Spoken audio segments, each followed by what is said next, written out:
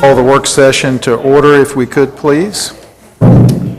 Is there anyone here who wishes to comment on issues that are on today's agenda? Seeing none, we'll move ahead. We have a docket to approve. Is there a motion? Move approval.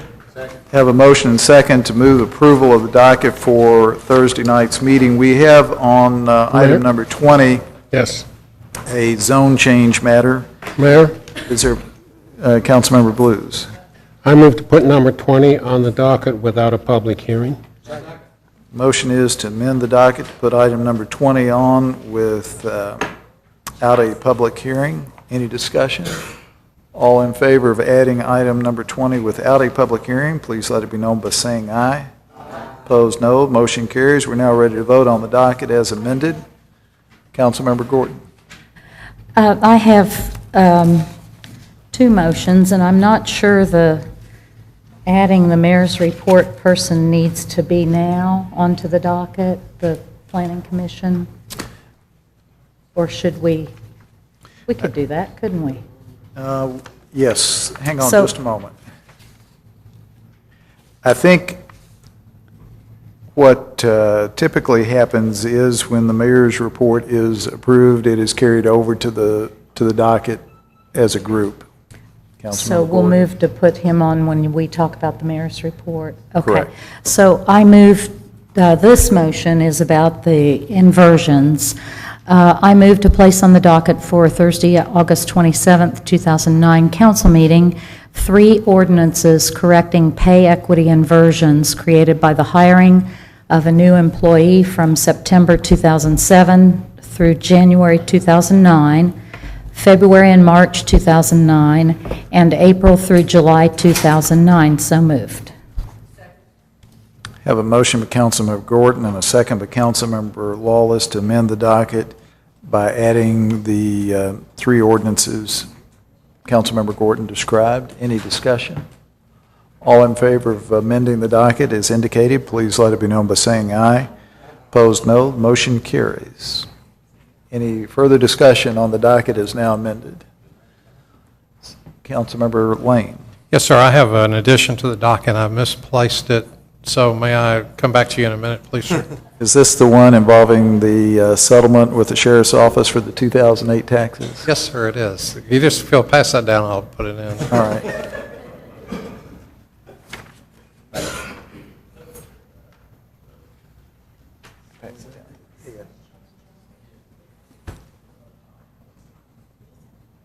Thank you, Mayor. I'd like to put on the docket approval of the Fayette County Sheriff's settlement for 2008. This was reviewed by the Law Department and the audit of that sheriff's return. Do I hear a second? Councilmember Lane has moved and Councilmember Henson has seconded a motion to amend the docket by adding an item to approve the settlement from the sheriff's office. Is there any discussion? Those then in favor of that amendment, please indicate by saying aye. Opposed, no. Motion carries. Further discussion on the docket as amended. Seeing none, we'll proceed to vote. All in favor of approving the docket as amended, please indicate by saying aye. Opposed, no. Motion carries. There's no summary to approve. There are some budget amendments. Is there a motion? Move approval. Councilmember Gordon has moved the approval of the budget amendments. Councilmember Stinnett has seconded that motion. Any discussion? Councilmember Henson. I have a motion regarding the budget amendments. I move that Budget Journal 36078-79 to the work session agenda be amended to change the amount of the Budget Journal from $4,161 to $2,766. A portion of this Budget Journal was presented at the August 11th work session and will receive second reading at Thursday's council meeting. So moved. Have a motion by Councilmember Henson and a second by Councilmember Beard to amend the Budget Journal. Any discussion? All in favor, please say aye. Opposed, no. Motion carries.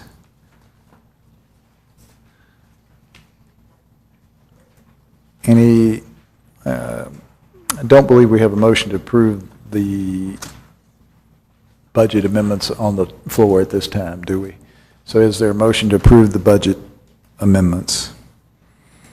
I have a motion by Councilmember Myers and a second by Councilmember Blues to approve the budget amendments. Any discussion? All in favor say aye. Opposed, no. Motion carries. Takes us down to the new business items. Is there a motion to approve? Have a motion by Councilmember Beard and a second by Councilmember Blues to approve the items of new business. Is there a discussion? All in favor, please say aye. Opposed, no. Motion carries. We're now down to the presentations. Mr. O'Mara. And don't see Ms. Pfister. Yeah.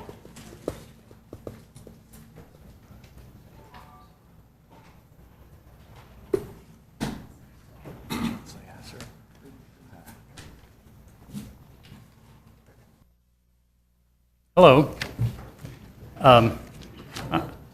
I'm on the agenda today to talk about the property tax rates for the upcoming season. And we passed out a packet of information to everyone last week. And so I have just brought that with me and am available to try to coordinate responses if you have questions. Any questions for Mr. O'Mara?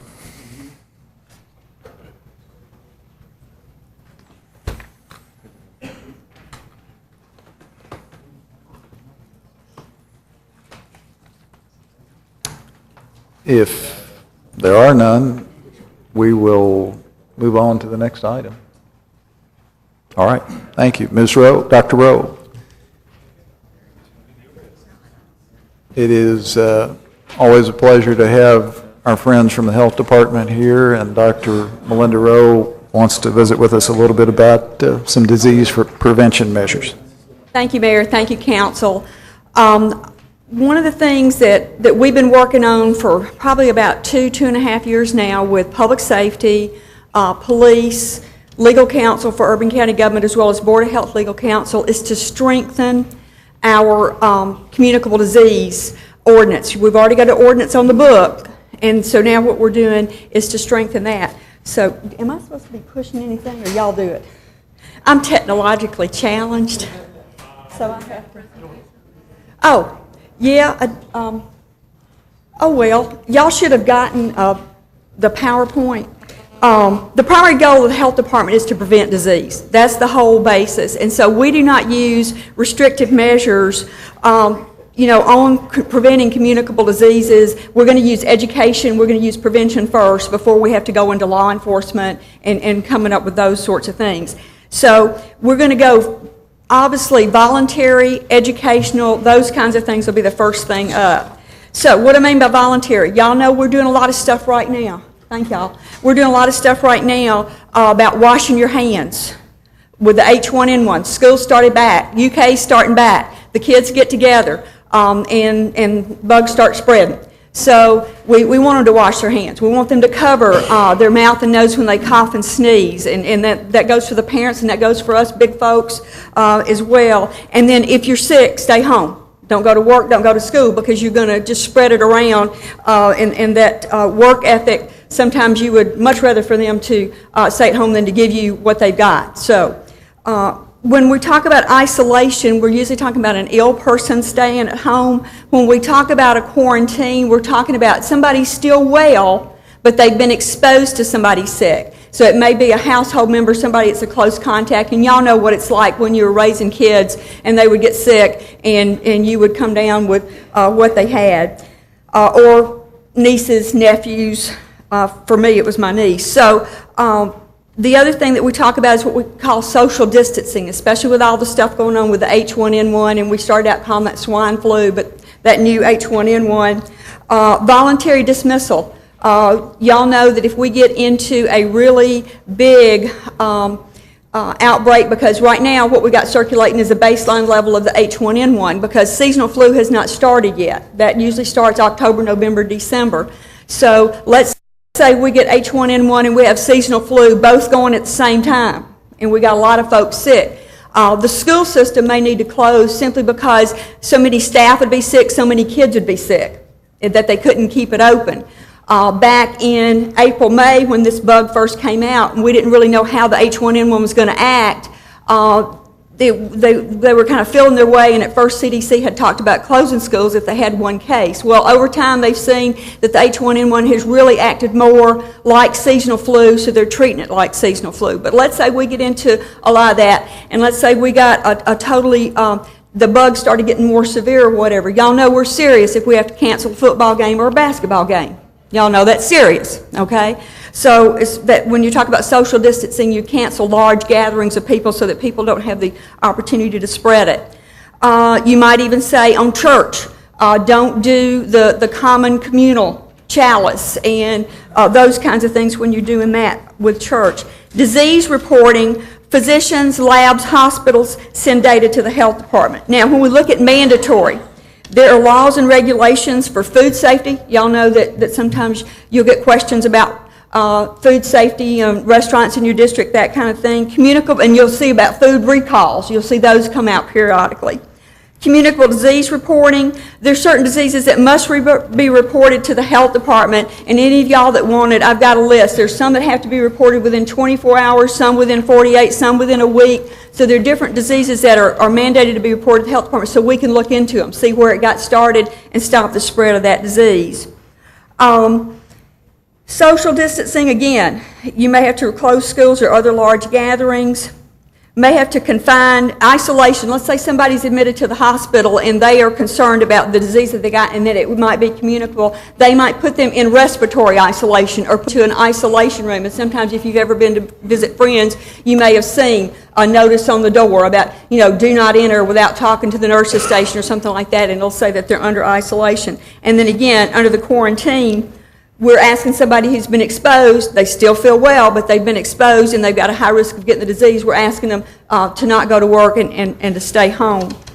If a person does not follow prescribed treatment, so we've had before, including the isolation and the quarantine, and they're not taking their medicines. Let's say we have had tuberculosis cases before where we work with them to take, we have a thing called directly observed therapy, and we work with them to make sure they're taking their medicine, because if they stop, we do not want to get into a drug-resistant strain of the bug. So we want them to take it, and we want to take it till it's all gone. So if we've got somebody that is not taking their medicine, and they've repeatedly refused despite all sorts of social supports and those kinds of things, we may need to have them in a very controlled environment till they've taken all that medicine. So we have actually had to take tuberculosis patients before and go and have them put into jail till they finish their course of therapy, because again, we didn't want to get into multiple drug resistance. You might need a court order to do that. In some situations, you got to take action immediately, and sometimes it is going to take a while to find a judge and get that court order. So the health department may need law enforcement assistance, and the example given here is a patient shows up at the hospital with symptoms of a highly contagious communicable disease. The patient should be isolated from the public. They refuse the test, they threaten to leave the hospital, and we may need law enforcement to help detain them until the court proceedings can occur. So right now, the Lexington Police need an additional supporting authority to detain that person who's suspected of having communicable disease, and it may be necessary to compel that person to be examined or treated or remain in isolation or quarantine, again, until the course of the disease has concluded or the incubation period has passed. So to help control that spread of disease, we're asking for a code revision to Ordinance 11. And it is, again, a joint effort of the Board of Health, the Legal Counsel for Lexington Fayette Urban County Government, and Public Safety. Now, what are the changes? And we've got the legal, big old folks here. I wouldn't dare try to practice law. So we've got those folks here that can get into very specific questions, but basically continue the continuity of health department operations. It would extend the authority of the commissioner we have an on-call system, and in our on-call system, we have what we call an officer of the day. So like if I were not in town, we have Dr. Rice Leach, who was the state health officer at one point in time, and Dr. Leach works with us in primary care, so he would be on call if I'm not here, or the chief operating officer. So basically, we're just saying we're doing it beyond just the commissioner of health, just in case. Now I would get back as soon as I could, obviously, but they might need to do something before I can make it back. And then revised to allow the police to aid any member of the health department in the arrest, detainment, isolation, or quarantining of a person subject to or violation of a written order issued by the Board of Health, the Commissioner of Health, the health officer, or officer of the day pertaining to the prevention of that disease. And then violation of communicable disease written order issued by the Board of Health, and ordinances be revised to compel a person suspected of having the disease to be examined. So basically, if you look at the very last page, having the authority to issue that order and having the ability to work with police, and then having the support that they feel they need to help detain that person. And I'll give you, for example, when I was in Louisville, we had a gentleman who came into the emergency room, and the emergency room called me because he was coughing up blood, and they were concerned about tuberculosis. And he wanted to leave, and they were really concerned about him going out and, obviously infecting the community. So we were able to work with the police and detain him at least until we were able to get some tests done to show that he was not communicable. So sometimes those things that you do. But let me hush with that. Like I say, I've got a list of different diseases like tuberculosis, syphilis, gonorrhea, anthrax. Y'all have heard smallpox. I mean, we know if we had a case of smallpox today, it would be a case of bioterrorism until proven otherwise, because we got rid of it back in the 70s and 80s, and we don't do the smallpox vaccinations anymore. But we know that if those kind of cases showed up nowadays, it would come from the smallpox that was left in the United States and Russia during the Cold War. So what about any questions you guys have got? Because I know you got a busy agenda. Councilmember Myers. Thank you, Mayor. Thank you, Dr. Rowe, for coming in today. Could you do one thing for us? This might sound funny, but can you demonstrate how we're supposed to cover our mouth when we cough? And explain. Yeah, if you cough or sneeze, and obviously a lot of times you don't have a tissue or a handkerchief right there with you, okay? So a lot of times they'll say, it's hard to say sneeze or cough into your elbow. It's the crook of your elbow like this. Right. So if you cough or sneeze, now obviously if somebody's got a Kleenex right there with them, and they can, but the thing is to do the wash your hands too, because when you get that on your hands, and then sometimes you're touching your eyes or your nose, and then sometimes you're touching doorknobs, and like with the flu bug, typically it can live 2 to 8 hours on a surface after it has been deposited there, either from somebody's got it on their hands and they open that door, or somebody sneezed on that area. But it's into the crook of the elbow. Okay, thank you very much. Yes, ma'am. Oh. Other questions for Dr. Rowe? And then for the wash your hands, the happy birthday song, Oh, MacDonald Had a Farm, whatever, but we try to get the kids, well, and the adults too, to do it at least long enough. It's not just and done. And then you can use the alcohol sanitizers. Those hand rubs seem to be pretty effective too at getting the bugs. Councilmember Gordon. Thank you. Commissioner, I actually had someone call me, today's Tuesday, 2 days ago, because they've been reading and seeing all the news about the H1N1, and they were concerned because they have a wedding scheduled in their family at the first part of November, and they said they were getting so scared about all the news coverage that they wondered if they should change it. And I said, well, I mean, let's hear what you would say, because it'll be a gathering of, a couple hundred people probably. We knew that the H1N1 was kind of at a baseline level over the summer, and we were watching the southern hemisphere. And of course, it traveled down there. We had it back in April, May, but we had kind of some baseline level. Again, it's acting like seasonal flu. It hasn't been any more severe than seasonal flu, and if they wouldn't cancel their wedding for seasonal flu, I wouldn't cancel it for H1N1. But by the same token, we're going to watch the virus and see if it changes. And so if we start getting more severe cases. And then the difference with the H1N1 is those of us who were born before 1957, 1958, seem to have somewhere down the line been exposed to something similar to, not the exact H1N1 because that's brand new, but a similar bug to the H1N1 somewhere between the 1918 and the 1957 flu epidemics. And so we seem to have some partial immunity. So the H1N1 tends to be hitting the younger people, especially those in school. We knew once school started back, it's been roughly 2 weeks, tomorrow will be 2 weeks, that the kids would have had time to trade stuff back and forth. So, like I say, if they wouldn't close for seasonal, wouldn't close for H1N1, but you got to stay vigilant because we don't know if it's going to change. Thank you. Yes, ma'am. And don't send me the bill if something, no. Anything further? I would just make the observation that all indications at this point, I think it's fair to say, are that we're going to have a real problem with H1N1 nationally. Remains to be seen what exactly will happen here, but this is a pretty legitimate threat. And while I think all of us would just assume the necessity of considering these kinds of provisions under the circumstances, it's pretty important that we deal with these issues now, and I appreciate your bringing them to our attention. As the information becomes available about how that disease is going forward, we may well want you to come back and give us some updates from time to time.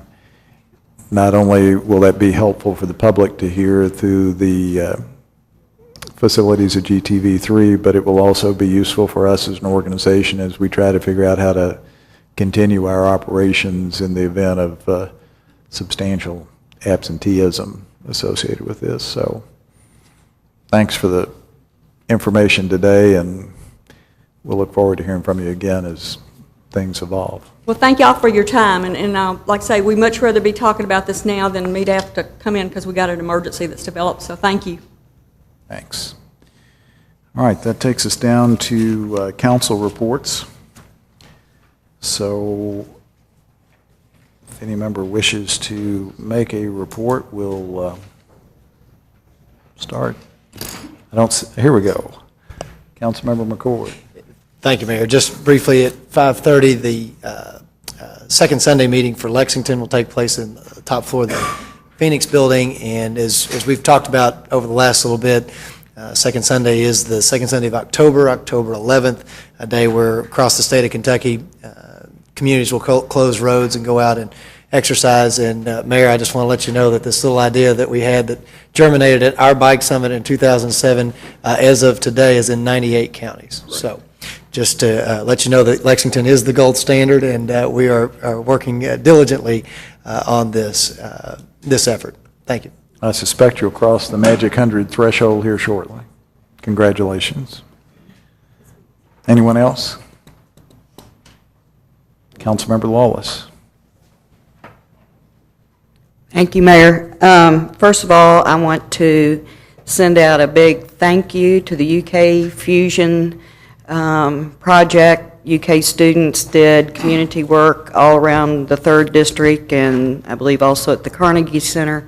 I spent the day yesterday riding around trying to catch them, but traffic was pretty much a nightmare, so I didn't get to all of them, but they worked really, really hard. They did work at the Elizabeth Street Park. They worked handing out flyers in the Ellsford neighborhood, the community garden, Columbia Heights, and a multitude of other things. So thank you very much, and it was much appreciated and helped our neighborhood. So the other thing I want to again remind people to look at the LFUCG.com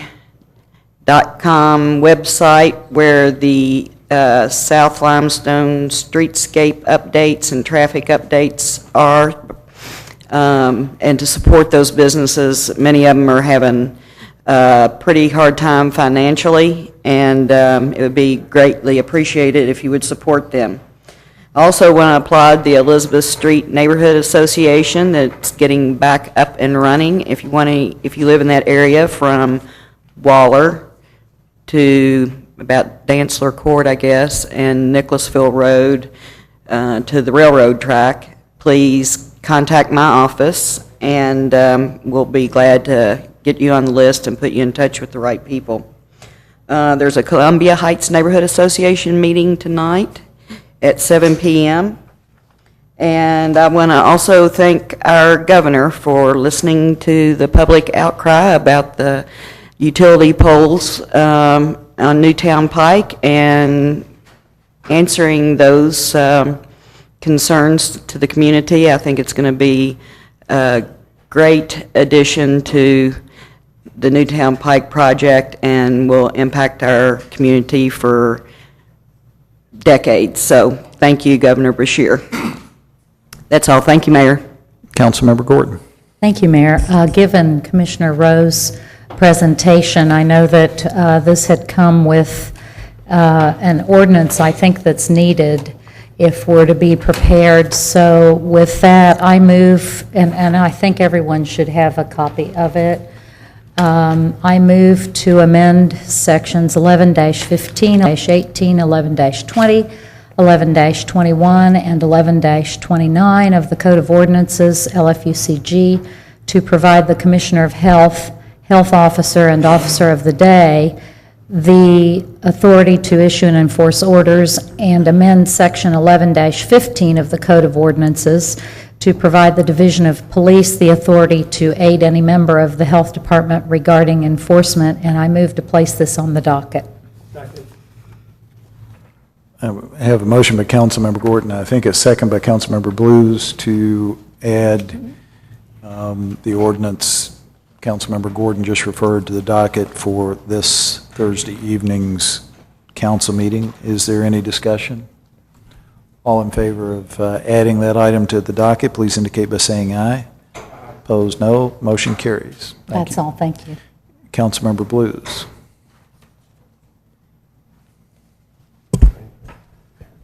Thank you, Mayor. I move approval of the NDF fund for 8/20/09. Any discussion? All in favor, please vote aye. Aye. Opposed, no. Motion carries. Anything further, Councilmember Blues? No, thank you, Mayor. Very well. All right. That's Councilmember Ellinger.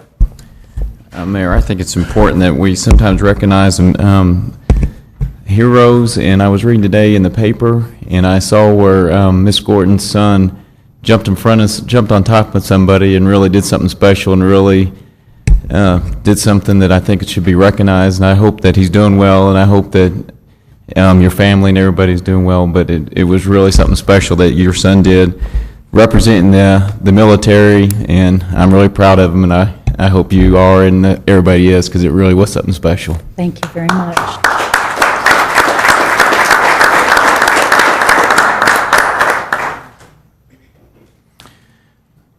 Any further reports? All right. I have two or three quick items. First of all, on Monday, August 31st, from 5 until 7 at First Baptist Church, Bracktown, we will be having our Mayor's Night Out. If you have anybody who has an issue that they'd like to take up with folks in our administration, I hope you'll encourage them to attend. That's Monday, August 31st, 5 till 7 at First Baptist Church, Bracktown. Also, you may recall at our last council meeting, there was a question about one particular contract. We decided that in the interim between the first and second reading, we would try to get some additional information from purchasing. Brian Markham is here today. To the degree you have any questions about that today, we'll be glad to try to address them.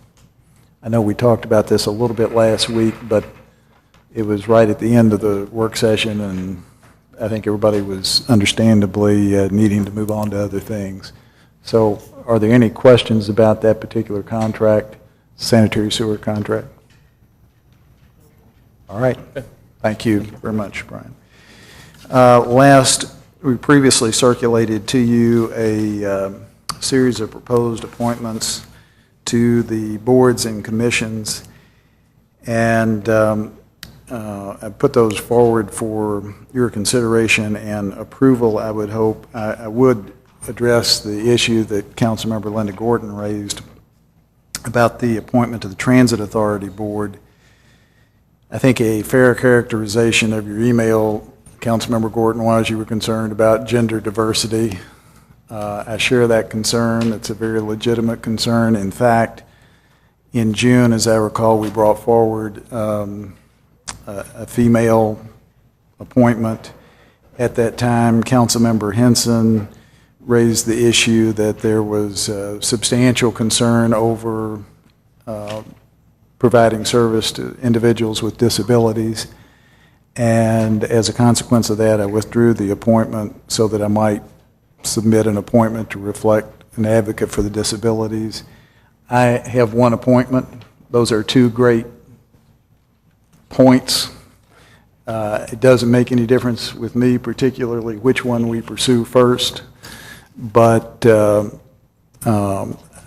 know, you both raise legitimate points, and whichever way the council wants to go with that, I'm fine with it. So we've got, fortunately, some good potential appointees here.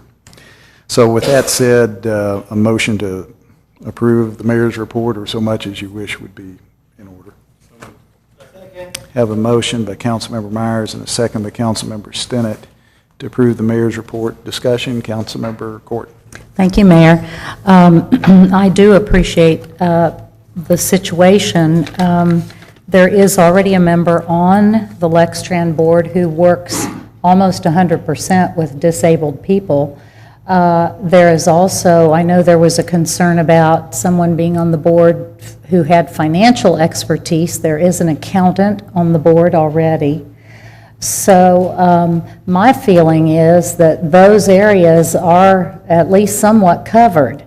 And the other point I'd like to make is that I really appreciate Councilmember Henson's concern, because I think it's important to have someone on there who is familiar with the challenges of disabled people. There is someone already on there who works almost 100% in that field. However, when people go on any of our boards and commissions, I would expect that they look at every issue objectively, and they should not 100% be advocating for any position, because we're asking them to serve on a board broadly. I know that you did bring forward a woman. I think it's a mistake for us as a council to approve boards which end up very skewed as far as diversity is concerned.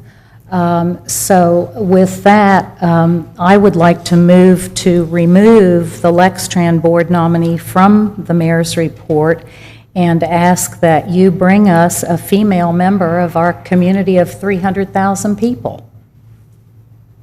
I have a motion to amend by deleting the Transit Authority appointment. Do I hear a second?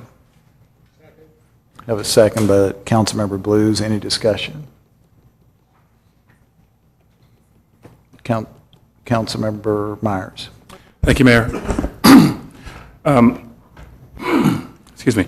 I certainly respect Councilmember Gordon's concerns and her position on this issue with this particular board, but I really believe that Mr. Chrisman is uniquely qualified to sit on this board, and I just hope that the council would leave the recommendation as the mayor has it now. I think that this community will be well served to have Mr. Chrisman on this board.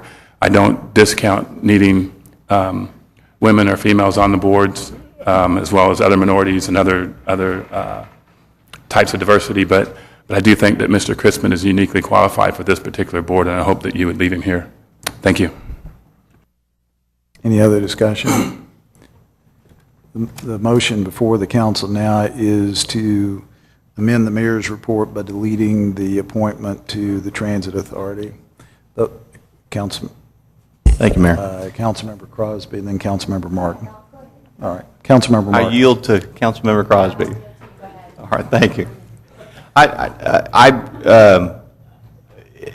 take to heart Councilmember Gordon's viewpoints on this, and although I know this individual and he is an excellent candidate for this, and there are many ways that we can bring diversity into our boards.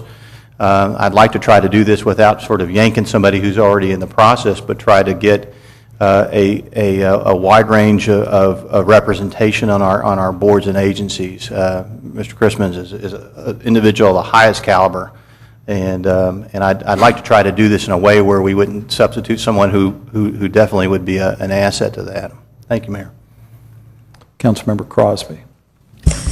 I agree with all the comments that have been made about this particular board appointment and the caliber of this person, as well as what he brings uniquely to the board. I was just curious as to what the breakup of the board is regarding, I don't know if somebody, perhaps Shay might know, sorry, or anybody back there, what the breakup is, if we're discussing the makeup of a board specifically with this, there's no females on the board. Okay. And thank you. Ms. Hartshake can... Oh, great, thank you so much. And here she comes. Well, I didn't get that email yet, so I'll do what I can. There are no females on that board currently. We do have some diversity in the men that serve on that board. Does that help answer the question? And do we only have one position open right now, or there'll be? And they said there's one female. No, she said there's no females. Just one position open, and there's one vacancy. One vacancy. And when do we anticipate? I don't know when they rotate off. The next vacancy is a year from now. Okay, thank you. Mm-hmm. Any further discussion? All right, let's vote electronically on this one. Madam Clerk, if you could set the voting machine. Those in favor? Yes. The motion is to amend the mayor's report by deleting the reference to the Transit Authority appointment. So those in favor of deleting the nominee to the Transit Authority Board, please indicate by voting yes. Those in favor of leaving the report as is, please vote no.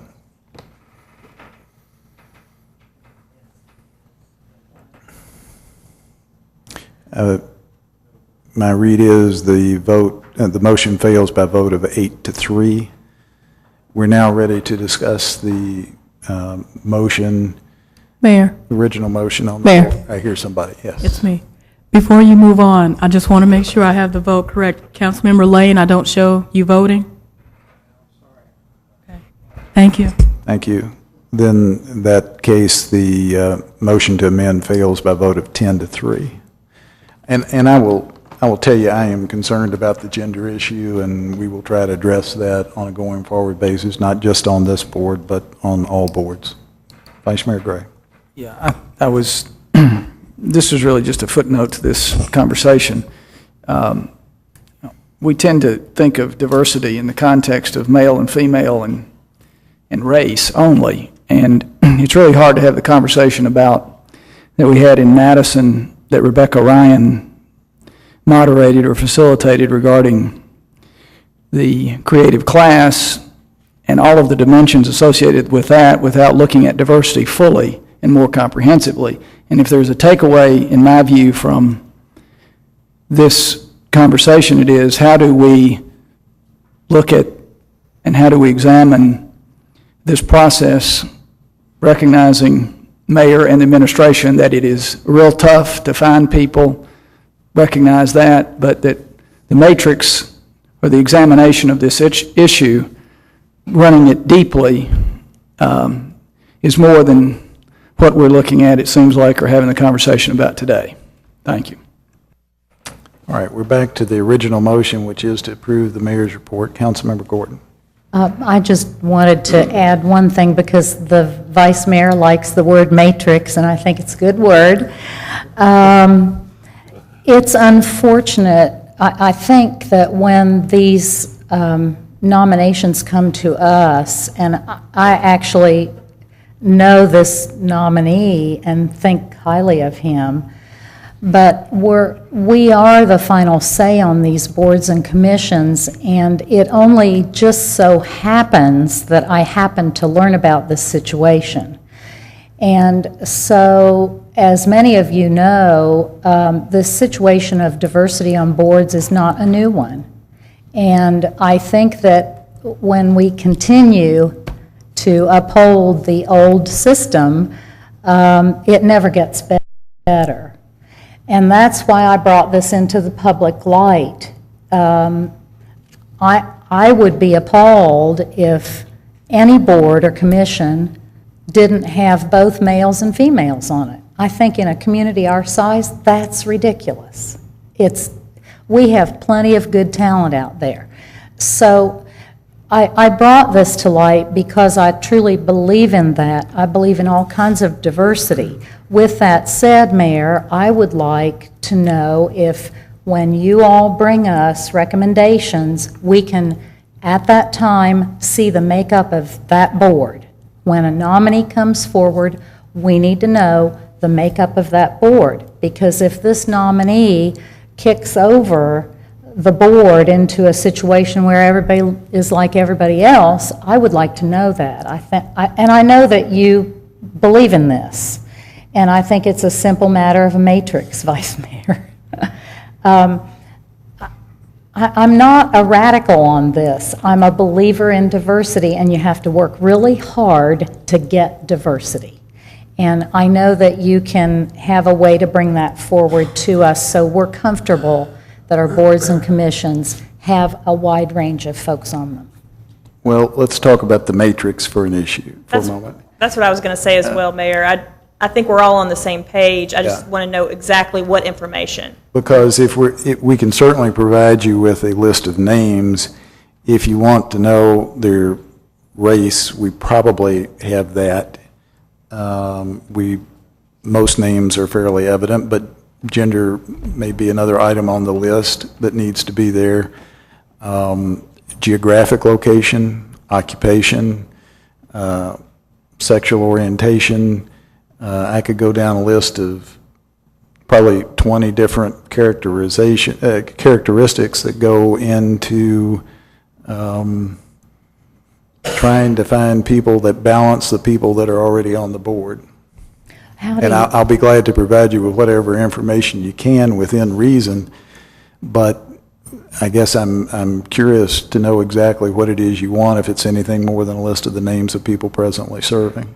Well, I guess my question would be then, when you look at a nominee for a board or a commission, how do you know that you are impacting the diversity of the board, or do you?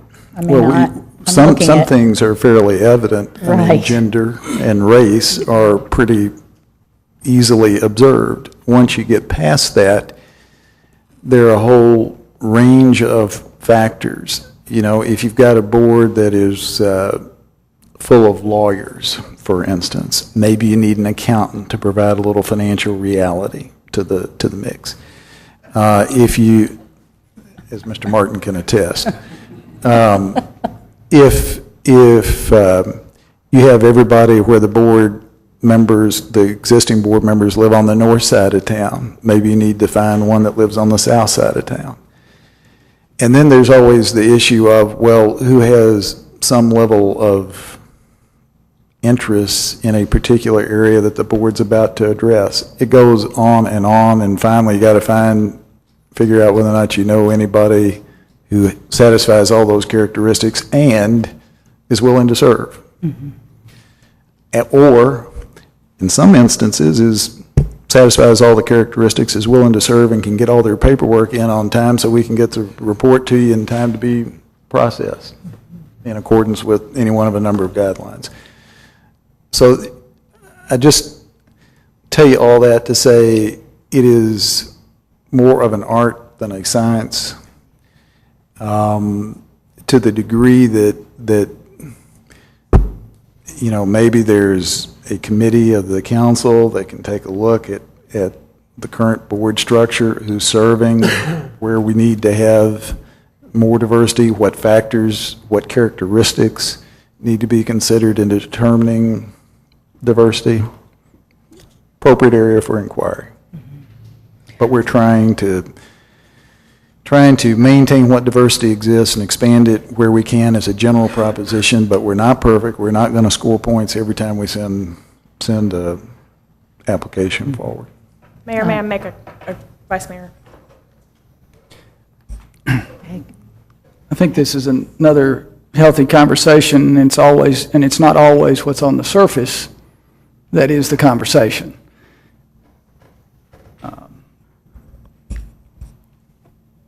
This question, it's not so much, and I would agree with the mayor, it's not so much about filling out a matrix as it is about ensuring that there are differing points of view that are wrapped around a table.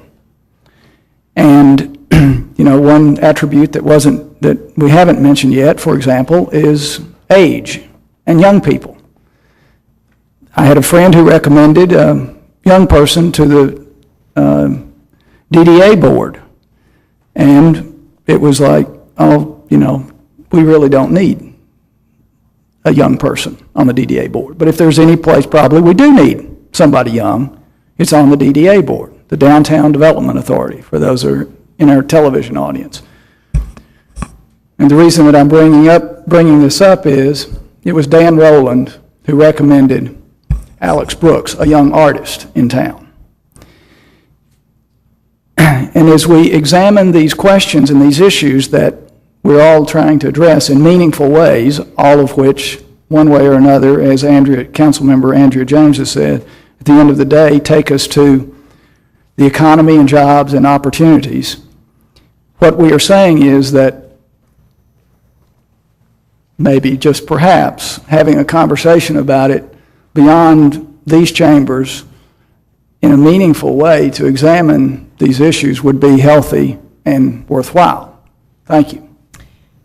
I was actually going to make a comment about a recommendation you had made to the Board of Architectural Review, I believe, Nathan Billings, who is a young professional. And so I was actually going to say there's an example of where we did take a recommendation of I was going to say the age demographic as well. So obviously there's going to be times where we're not going to necessarily agree on the exact appointee. But what I was going to say is that was a good example of getting some diversity on a board that did not have a young professional. And so at any time when council members know of an individual they think would be good on a board, we always are interested in hearing. We, of course, cannot guarantee that every single time we're going to make that appointment, but there is a need for names. Absolutely. Vice Mayor Gray. As a final footnote, on the surface, the pushback on the Downtown Development Authority, for example, was, well, what in the world would a young artist how in the world would a young artist in Lexington have a contribution to an organization that is, a lot of it is about buildings? And that takes us to the whole conversation about point of view and the way in which those others' points of view can contribute in unexpected ways. So, I'd be happy to have that conversation offline because I'm not familiar with that particular recommendation. I'm just using it as one example. Yeah, I'm just in not a way familiar that with would illustrate an unconventional, unexpected person with characteristics that we wouldn't always think of. And that's why thinking about these roles and examining them in a new light might be beneficial. All right. Any further discussion? Councilmember McCord. There's a list, actually. On I'm sorry. I'm sorry. I don't know if it's on the screen. I apologize. On the floor, yeah. Councilmember Henson. Thank you, Mayor. I just wanted to explain a little bit as to why I was so strongly supporting this appointee, and it would be because I've known him for 20 years, and I know that he's very strong person, very knowledgeable in a lot of areas. He will ask questions. He will be very effective, and he will represent individuals with disabilities in the way that they deserve. And it was obvious to me when we went through the budget process with Lextran that they did not have good representation. I'm just very passionate about this. There are probably 90% or more of the ridership for Lextran and Wheels, and they deserve to be represented. That was all I have to say. Thank you.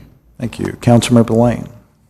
Well, first, I'd like to agree with Councilmember Gorton. I think diversity is important on the boards, but I also think that experience and educational background, temperament, and to a certain extent, age is also relevant.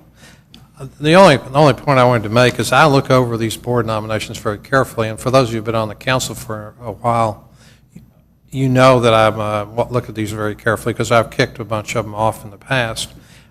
In my judgment, the nominees in this particular batch and consistently from the mayor have been exceptional. People with good educational background, training, reputation, and all that. And I think that being able to recruit high-quality people on the boards is absolutely critical so that we know there are people there that are looking over these operations and trying to make them efficient and in the best interest of our community. So I'd just say I like what you're doing, Mayor. Thank you. Councilmember McCord. Thank you, Mayor. I don't necessarily like to do what we're doing, which is getting away from what actually this council does, which is make a motion. And so, Councilmember Gordon, I appreciate that this all started from a motion. And I think, Vice Mayor, you said something about beyond these chambers. And I think if this body wants to do something, that somebody needs to make a motion to that effect. But I couldn't stop myself from saying this. A lot of folks talk about what they do in their real jobs up here, and Vice Mayor, we hear you talk a lot about your experience around the country. In my job, I speak to organizations and companies and institutions about all of this diversity issue. I speak about it, and what's interesting is that you can't define it. And what's happened in our culture is that we've tried to become a salad bar society, and we try and put everything of like kind together and niche it to death. And I tell audiences all the time, if you don't believe that we're actually trying to niche ourselves to death, then next time you go out to dinner, look inside your sugar bowl. Remember when you used to see sugar? And occasionally now, back then there was a cube. You've got this rainbow color in there now. It's a very expensive way to keep up with all of our sweetening needs. The bottom line to it is that we need to become a salad bar society, where you put things of a lot of different kinds together to solve problems. And what my point is in all of this is, when we start trying to split hairs as to, well, this isn't represented, this isn't, and someone else is going to get left out of the deal. What I would say to my colleagues and to the folks watching is, what we need is an inventory of talent, and we need an inventory of interest, so that this mayor, or whoever sits in that seat, and the council members up here have someone to work from. And instead of trying to look for what's missing or look for what would be really good in this situation, what we should be doing is saying, are these a qualified candidate? And I think what was said earlier, and I don't know who said it, but I think it's very important for this council to hear that one of the things we can actually do is look at these boards and what is needed. What are the types of skill sets? And I appreciate Councilmember Henson saying this is something that you feel very strongly about, and we all know where you stand on this issue. And here's a situation where we need someone in there that can advocate this cause or understand the mechanics of that population.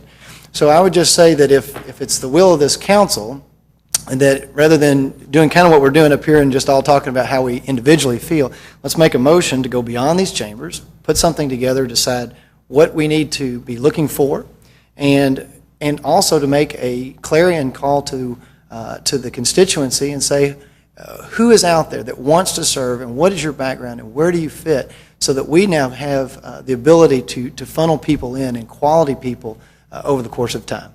Thank you, Mayor. Thank you. Councilmember Lawless. Thank you. I couldn't resist. The issue of age and your comment about Nathan Billings, who I actually have had the opportunity to do some work with and admire greatly. But there are other young people other than young professionals. And the creative class is not defined by young people in suits. And while I wouldn't want to exclude someone who's a young professional, I think we also need to look outside that box to young and old people who maybe don't fit that coat and tie mold. Thank you. Councilmember Beard. Thank you, Mayor.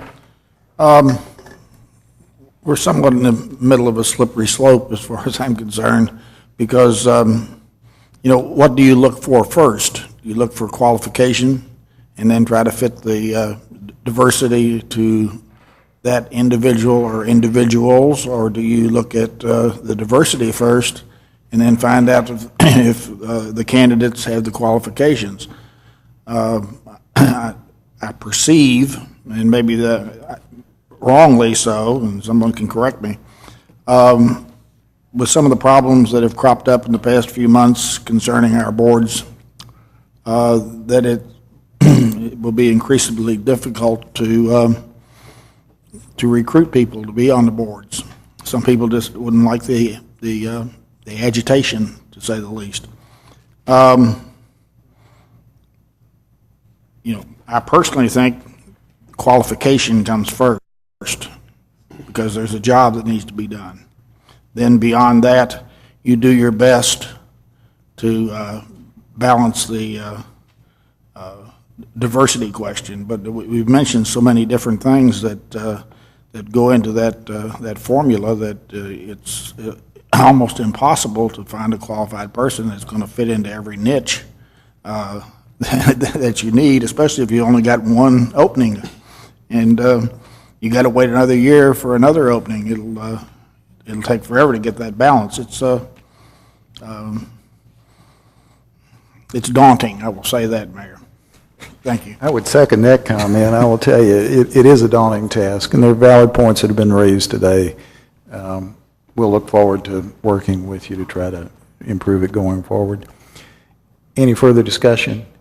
I think we're ready to vote on approving the mayor's report, and I do want to clarify one thing. There was an addendum, Mr. Wilson, on the Planning Commission, and Councilmember Myers, I believe that was included in your motion. Yes, it was. And Mr. Stinnett? Okay. So those in favor of approving the mayor's report, including the addendum, please indicate by saying aye. Opposed, no. Motion carries. All right. That takes us down now to public comment on issues not on the agenda. I don't have, has anyone signed up?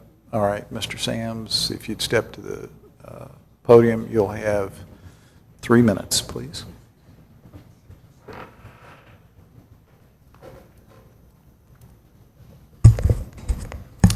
My name is David Sams. I live at 2853 Winter Garden. And I heard some discussion on the rollback on the taxes on garbage. And I understand that, we may have overpaid through the past. And I would like to know where the money was spent, if it was spent outside of the urban services area, anywhere that we should not be spending our money.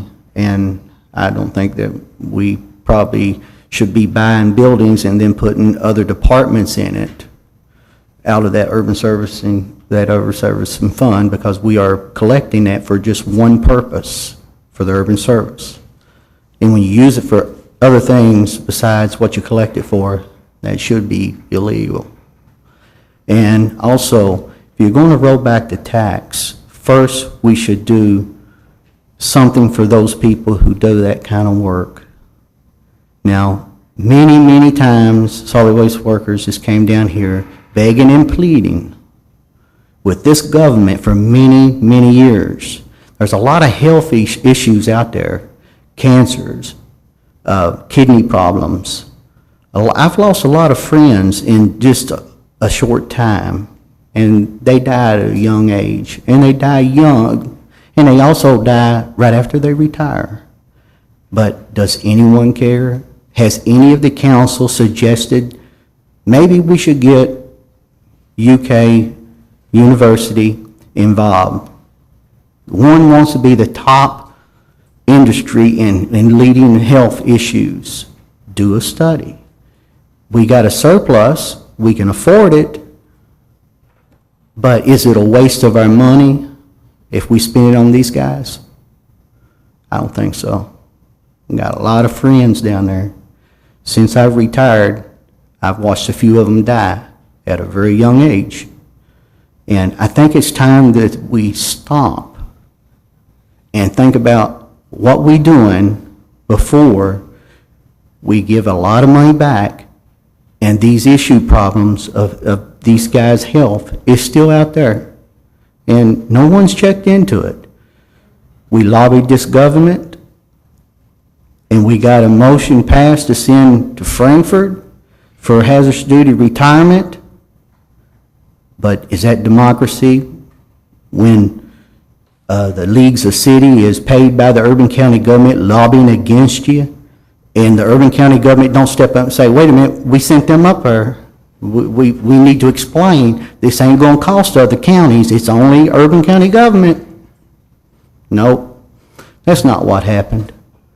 We get it passed, and then we stopped right at final vote because they won't even call it out of committee. Mr. Sams, your time has expired. Yeah. Thank you. Thank you. Does anyone else wish to address the council? Yes, sir. If you'd step to the podium and give us your name and address, please. Yeah, thank you very much for the opportunity to speak. Just take a couple seconds. My name is Richard Lawrence with Leak Eliminators, and you gave me the opportunity to address the council meeting on Thursday, August 13th, 2009. My point at that meeting is that we were not awarded or recommended for a contract which is under SSA 2 and 3, contract 4, even though I'm a local contractor and our bid was $200,000 lower than the next lowest bid. I took your advice and have met with Brian Markham in purchasing and supplied him with additional information. Also, the sewer department has requested additional references on projects similar to this one that we have recently completed. I'm optimistic that we will be awarded the project. My employees and I hope to continue to have the opportunity to serve the residents of Fayette County by improving your sewer system. Thank you, Council. Thank you, Mr. Lawrence. Does anyone else wish to address the council? Do I hear a motion? We adjourn. I have a motion by Councilmember Myers, second by Councilmember Gordon that we adjourn. All in favor, please say aye. Opposed, no. Motion carries. Thank you.